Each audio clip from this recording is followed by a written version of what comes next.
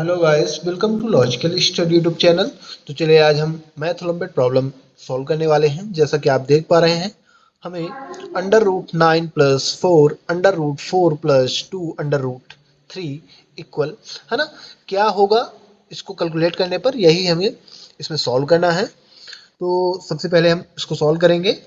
और गाइस आपको ये ध्यान रखना है कि आपको ऐसे क्वेश्चन कॉम्पिटिटिव एग्जाम में देखने को मिलते हैं, काफ़ी ट्रिकी होते हैं। यहाँ आपको कैलकुलेटर का यूज नहीं करना है, विदाउट कैलकुलेटर के इसको हम सॉल्व करेंगे। अब गाइस हमने अपना सेम क्वेश्चन लिख लिया। अब यहाँ हम थोड़ा सा इस क्वेश्चन को डिफरेंट तरीके से हम इसको सॉल्व करने वाले हैं। m इक्वल मान लेते हैं 9 और n इक्वल मान लेते हैं लेट करके 4 √4 + 2 √3 है ना। m और n के रूप में हमने दो रूपों में इसको तोड़कर इस प्रकार लेट कर लिया।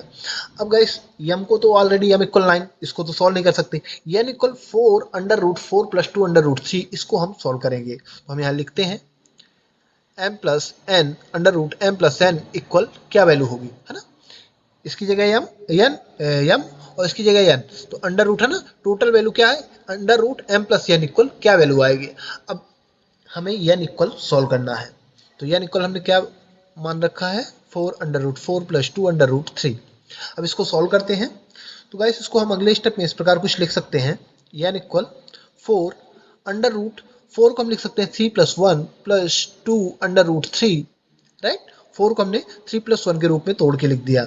अगले स्टेप में गाइस हम इसको लिख सकते हैं √4 √3 का स्क्वायर प्लस 1 का स्क्वायर प्लस 2 √3 इंटू 1। अब यदि यहाँ आप देखोगे तो कोई डिफरेंस नहीं है ना। पिछले वाली जो हमने है ना स्टेप सॉल्व किया और ये अगले वाले स्टेप में कोई डिफरेंस नहीं है। इसको हमने इस प्रकार बना के लिखा क्योंकि आप जानते हैं वर्ग से वर्गमूल कैंसिल हो जाता है, तो ये 3 ही रहेगा। 1 का स्क्वायर हम लिख सकते हैं, है ना। 1 का आप कोई भी घात लगा दें 1 ही आएगा मल्टीप्लाई करने पर। और यहाँ 2 √3 ही सेम लिखा है, इंटू हमने 1 किया है, मल्टीप्लाई करोगे सेम वैल्यू आएगी। अब इसको जब हमने इस प्रकार बना के लिख दिया तो यहाँ एक फॉर्मूला हमें मिल रहा है, a² + b² + 2ab, right. Formula होता है a² + b² + 2ab, राइट। और ये किसका फार्मूला है, a + b का होल स्क्वायर। यानी इसकी जगह हम क्या पुट कर सकते हैं, ये फार्मूला a की जगह √3 और b की जगह 1। यानी अगले स्टेप में हम इसको लिख सकते हैं n इक्वल 4 √a यानी √3 + b यानी 1 होल स्क्वायर। अब आप जानते हैं वर्ग से वर्गमूल यहाँ कैंसिल हो जाएगा, तो अगले स्टेप में आ जाएगा n इक्वल 4 √3 + 1, राइट। 4 का अंदर मल्टीप्लाई कर दीजिए तो ये आ जाएगा n इक्वल 4 √3 + 4।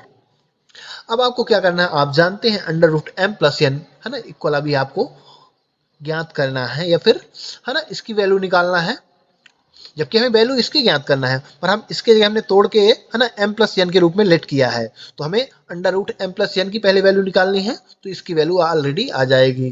तो अगले स्टेप में हम लिख सकते हैं रिकॉल, है ना, √m + n, राइट, इक्वल क्या होगा।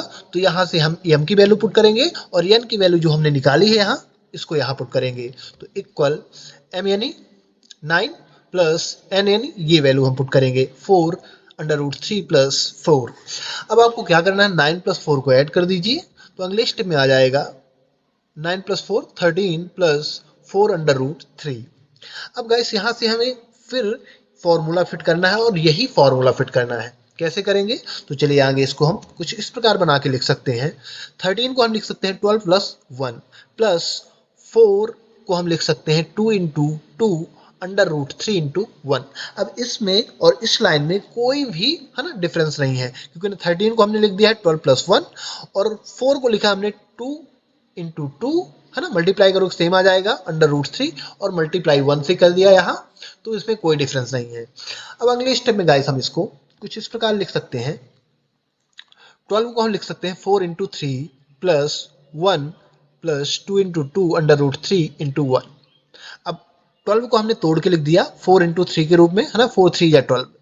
अब गाइस इसको अगले स्टेप में हम कुछ इस प्रकार लिखेंगे, 2 का स्क्वायर इंटू √3 का स्क्वायर प्लस 1 का स्क्वायर, इसको हम सेम ही लिख लेंगे, है ना, 2 इंटू 2 अंडर रूट 3 इंटू 1।